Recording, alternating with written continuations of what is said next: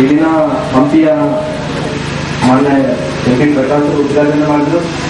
ಅದೇ ರೀತಿಯಲ್ಲಿ ಕೂಡ ನೀವು ಬಹುತೇಕವಾಗಿ ಎಲ್ಲ ಮಕ್ಕಳು ಕೂಡ ಬಹಳ ಅದೃಷ್ಟವಂತ ಅಂತ. ಯಾಕಂದ್ರೆ ಇವತ್ತು ಎಂ.ಪಿ. ಪ್ರಕಾಶ್ ಇಲ್ಲೇ ಉದ್ಘಾಟನೆ ಮಾಡಿ ನಾನು ಭಾವಿಸ್ತಾ ಎಲ್ಲ ಮಕ್ಕಳು ಕೂಡ ನಮ್ಮ ವಿಶ್ವ ಪರಂಪರೆಯಲ್ಲಿ ಹಂಪಿ ಯಾವ ತರ ನಮ್ಮ ವಿಜಯನಗರ ಸಾಮ್ರಾಜ್ಯದಲ್ಲಿ ನೀವು ಎಲ್ಲಾ ತರ ಪುಸ್ತಕದಲ್ಲಿ ಓದ್ಕೊಂಡಿದ್ರು ಕೂಡ ವಜ್ರ ವೈಡೂರುಗಳನ್ನು ಬೀದಿಯಲ್ಲಿ ಮಾಡ್ಕೊಂತ ವಿಷಯ ಆಗಿರ್ಬೋದು, ಶ್ರೀ ಕೃಷ್ಣ ದೇವರಾಯರು ಇಲ್ಲಿ ಪಡ್ಕೊಳ್ಳುವಂತ ವಿಷಯ ಆಗಿರ್ಬೋದು, ಯಾವ ತರ ನಮ್ಮ ಗತ ವೈಭವ ಯಾವ ತರ ಇದೆ ಅಂತ ಹೇಳಿ ಮುಂದೆ ನಾವು ಪುಸ್ತಕದಲ್ಲಿ ತಾವೆಲ್ಲರೂ ಇವತ್ತು ಉದ್ಘಾಟನೆ ಮಾಡಿದ್ದಾರೆ.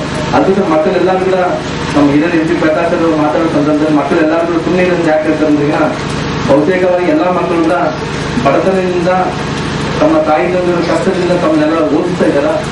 ತಾವು ಇಂಥ ಪರಂಪರೆಯನ್ನು ಮತ್ತೆ ಮುಂದಕ್ಕೆ ತಾವು ತಲೆಯಲ್ಲಿ ಉಳಿಸ್ಕೊಂಡು ಇಂಥ ಕ್ವಿಜ್ ಕಾಂಪಿಟೇಷನ್ ಆಗಿರ್ಬೋದು, ಇಂಥ ವಿಶ್ವ ಪರಂಪರೆಯ ಒಂದು ಪುಸ್ತಕವನ್ನು ಬಿಡುಗಡೆ ಸಂದರ್ಭದಲ್ಲಿ ಈ ಪುಸ್ತಕವನ್ನು ತಾವು ತಲೆಯಲ್ಲಿ ತುಂಬಿಸ್ಕೊಂಡ್ರೆ ನಾಳೆ ಯಾವುದನ್ನ ಆಸ್ತಿ ಏನನ್ನ ಮಾಡಿದ್ರೆ ಕಲಿಯೋದ್ರಿಂದ ಒಂದು ತರ ಇಂಥ ಪರಂಪರೆ ಮತ್ತು ವಿದ್ಯೆಯನ್ನು ತಮ್ಮ ತಲೆಯಲ್ಲಿ ದೂರದ್ರಿಗಿನ ಅದು 100 ವರ್ಷ ಶಾಶ್ವತ. ಅದಕ್ಕೆ ಮಕ್ಕಳೆಲ್ಲರೂ ಕೂಡ ಶಾಂತಿಯುತವಾಗಿ ಕೇಳಿದ್ರಿಗಿನ ನಾಳೆ ನಾವು ವಿಜಯನಗರ ಸಾಮ್ರಾಜ್ಯ ಯಾವ ರೀತಿ ಇದ್ದಂದ್ರೆ ತಮ್ಮೆಲ್ಲರೂ ಗೊತ್ತಾಗುತ್ತೆ ಒಂದೇ ಒಂದು ಉದ್ದೇಶದಿಂದ ನಮ್ಮ ಹಿರಿಯ ಎಂ.ಪಿ. ಪ್ರಕಾಶ್ ತಮ್ಮೆಲ್ಲರೂ ಕೂಡ ಸುಮ್ಮನೆ ಅಂತ ಹೇಳಿ ಹೇಳಿದ್ದಾರೆ.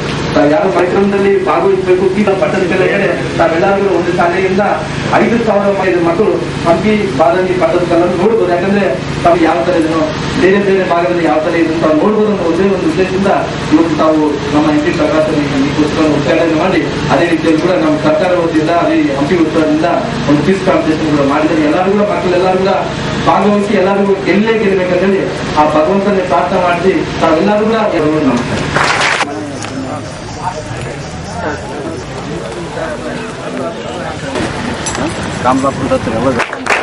ಮಾನ್ಯ ಗೃಹ ಮಂತ್ರಿವಾಗಿ ಇವತ್ತು ಸಾಹಸ ಕ್ರೀಡೆಗಳು ಅಂದ್ರೆಗಿನ ಮಳೆ ಬರ್ತಿದ್ರು ಕೂಡ ತಾವೆಲ್ಲ ನಿಂತಿದ್ರಲ್ಲ ಅದೇ ಸಾಹಸ.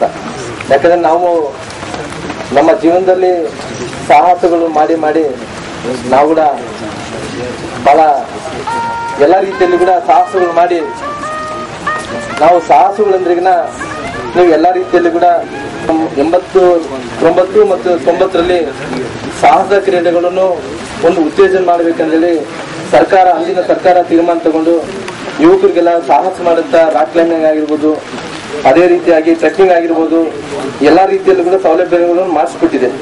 ಆದ್ರೆ ಇಂಥ ಸಾಹಸ ಕ್ರೀಡೆಗಳ ಜೊತೆಲಿ ಇವತ್ತು ತಾವು ವಿದ್ಯಾಭ್ಯಾಸಕ್ಕೆ ಎಷ್ಟು ಗೌರವವನ್ನು ಕೊಡ್ತಿರೋ, ಎಷ್ಟು ಆದ್ಯತೆಯನ್ನು ಕೊಡ್ತಿರೋ, ಇಂಥ ಸಾಹಸ ಕ್ರೀಡೆಗಳು ಕೂಡ ಅಷ್ಟು ಆದ್ಯತೆಯನ್ನು ಕೊಡಬೇಕು.